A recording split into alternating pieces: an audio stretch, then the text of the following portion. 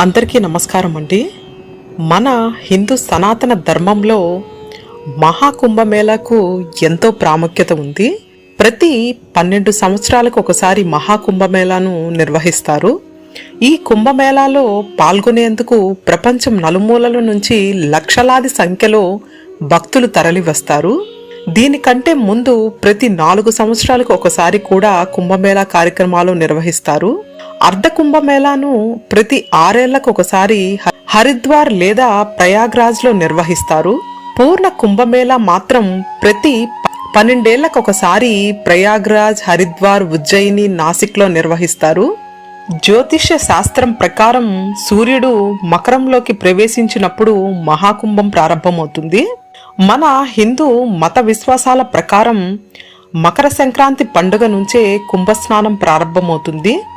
ఈ సందర్భంగా కుంభమేళా ఎందుకు నిర్వహిస్తారు, దీని ప్రాముఖ్యత ఏమిటి అనే గురించి తెలుసుకుందాము. కుంభమేళా స్నానానికి దాదాపు 850 ఏళ్లకు పైగా చరిత్ర ఉంది. దీనిని ఆదిశంకరాచార్యులు ప్రారంభించినట్లు చరిత్ర ద్వారా తెలుస్తుంది. పురాణాల ప్రకారం సాగర మదనం ప్రారంభమైనప్పటి నుంచి కుంభం నిర్వహిస్తున్నట్లు చెబుతున్నారు.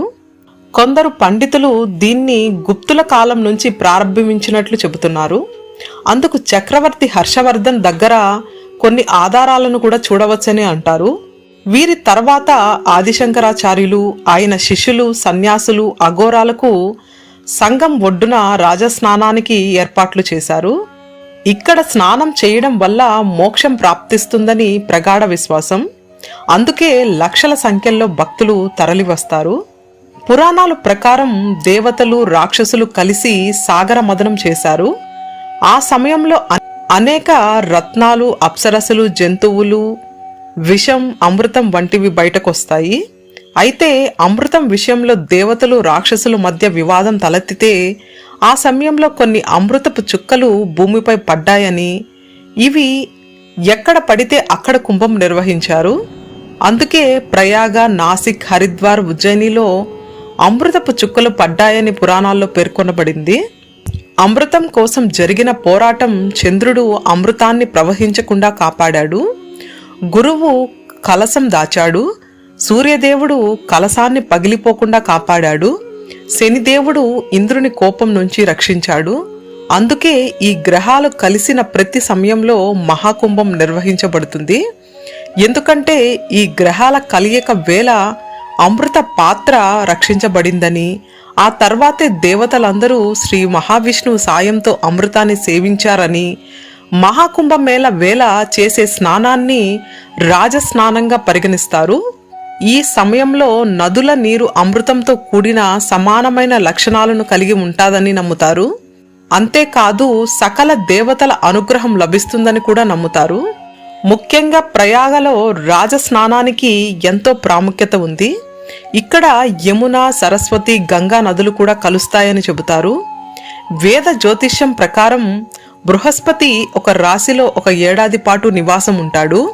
12 రాసుల మీదుగా ప్రయాణించడానికి దాదాపు 12 సంవత్సరాల సమయం పడుతుందని చెబుతారు. అందుకే 12 సంవత్సరాలకు ఒకసారి పవిత్రమైన స్థలాల్లో కుంభమేళా నిర్వహించబడుతుంది. అదే విధంగా ప్రతి 3 సంవత్సరాలకు ఒకసారి వివిధ ప్రదేశాల్లో ఉత్సవాలు నిర్వహిస్తారు. కుంభంలో బృహస్పతి, మేషంలో సూర్యుడు ఉన్నప్పుడు హరిద్వార్లో కుంభోత్సవాలు ప్రారంభమవుతాయి. మన గ్రంథాల ప్రకారం భూలోకంలో ఒక ఏడాది దేవతలకు ఒక రోజుతో సమానం. దీని ప్రకారం దేవతలు, రాక్షసుల మధ్య 12 ఏళ్ల పాటు యుద్ధం జరిగిందని, అందుకే 12 సంవత్సరాలకు ఒకసారి కుంభమేళా నిర్వహించబడుతుంది. దేవతలకు 12 సంవత్సరాలు అయితే భూలోకంలో 144 సంవత్సరాలకు సమానం.